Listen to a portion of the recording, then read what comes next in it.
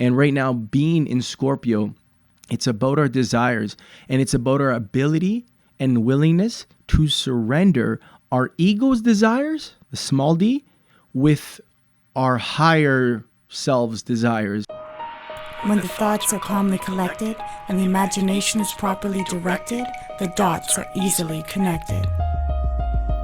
Welcome back to another episode of Connecting the Dots. I'm your host, Nico Sofianos, and today we're going to talk about the moon sign. So first and foremost, we must have a little bit of a pretext of astrology. It's not just what we think of it as in the context of the horoscope.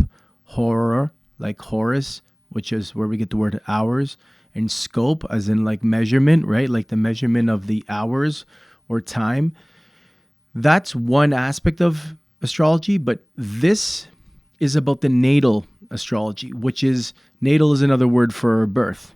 So the natal chart or birth chart are basically that moment that you incarnated, that you breathed your first breath, or Brahma, as they call it in Sanskrit.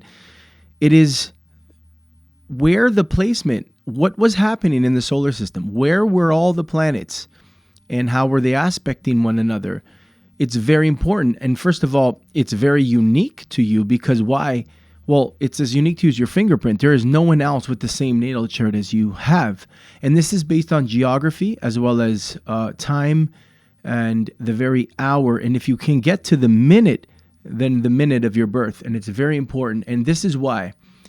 First of all, I knew, okay, I'm born July 28th. So I know I'm a Leo.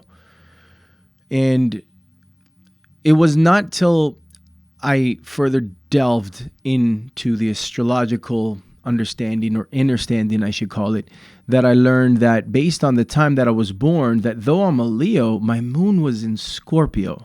Now, what does that mean? How is that possible? Well, the moon, Mercury, Mars, every planet was in a different house as well as a different sign. And based on where they were, you will find why it is that sometimes you don't quite fit the criteria of your sign.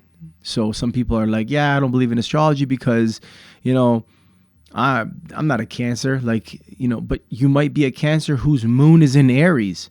Or I'm not a Capricorn, that's not me, but you might be a Capricorn whose ascendant, rising sign is also known as, is in Sagittarius.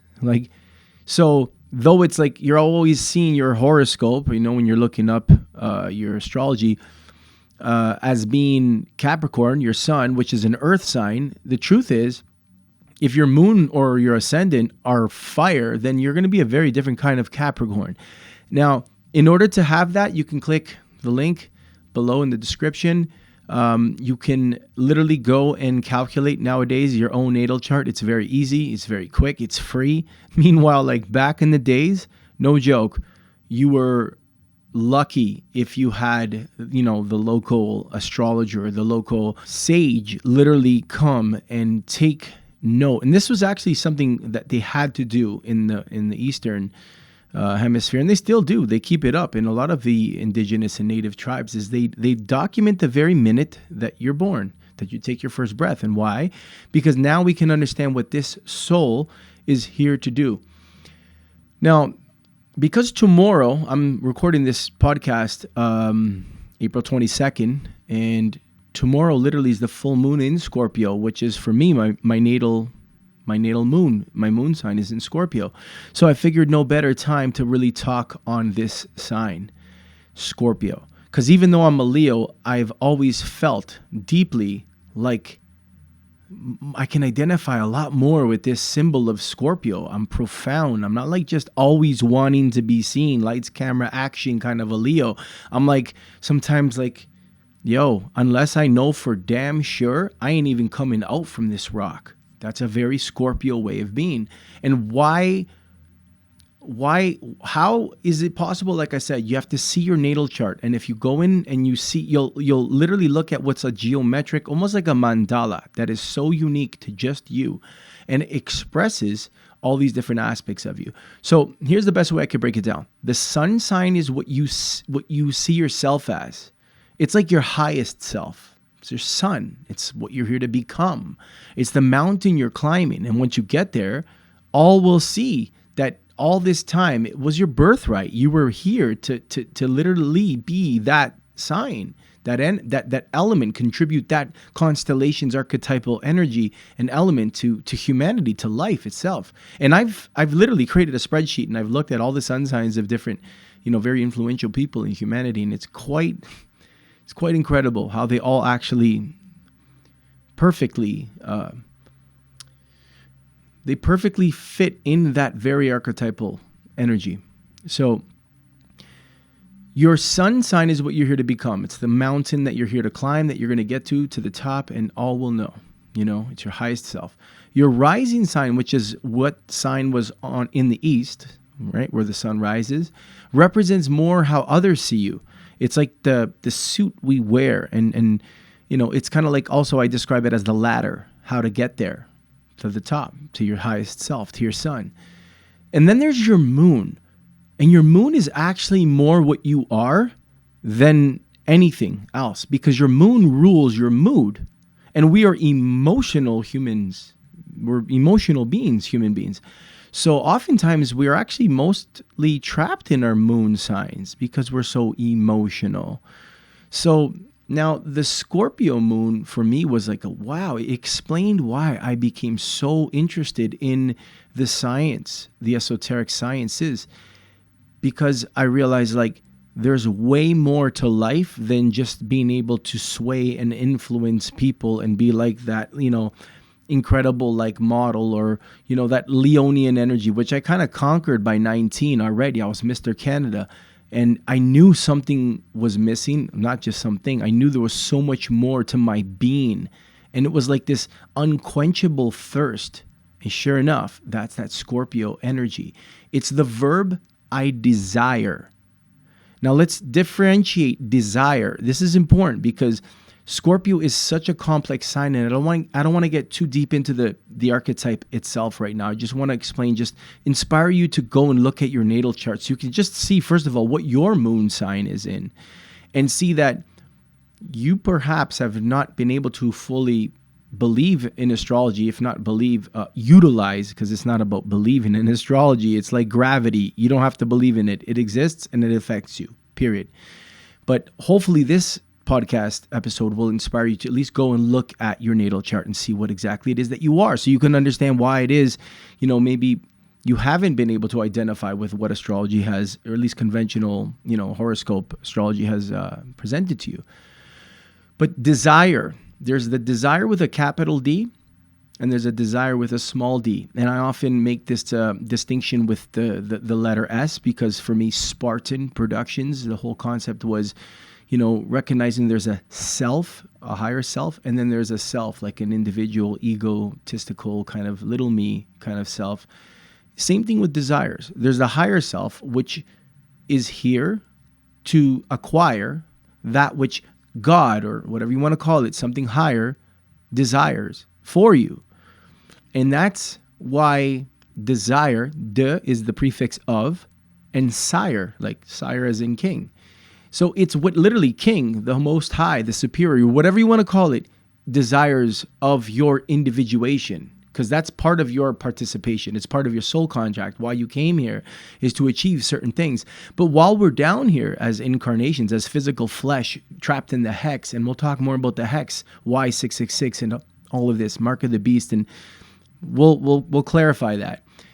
But there's the desire as in like your ego's desires, and that's with a small d. And that's not what God wants from you. That's what you want for you. And you just have this burning desire to acquire. And it's very important to differentiate the two. And right now, as we are literally not about to, it's even days before and days after that you experience the full moon energy. And right now, being in Scorpio, it's about our desires, and it's about our ability and willingness to surrender our ego's desires, the small d, with our higher selves desires, which is sometimes meaning literally letting our desires, our little, puny desires burn, literally like the phoenix it can only rise from the ashes. We have to first allow it all to burn to the ground. And that's what Scorpio represents. It's also the dragon, the serpent. The dragon is like the snake, but flying. And why flying in the sky? Because the Ouroboros is the proper term for it, which is this dragon eating its own tail, represents the solar system. That's literally like what's encompassing the perimeter, pi. Okay? All right. Like if you think of it as the circumference of the circle, it's this dragon eating its own tail. And actually there's some, if you Google it right now, literally there's like a snake and you can see it. It's eating itself. It swallows its tail. But what this represents is the beginning and the end. This like idea of like infinitude. And infinite, look at this. This is powerful. In, as in within, finitude. So the idea of infinite actually has to do with a singularity. And I've mentioned this before, a singularity or self-similarity.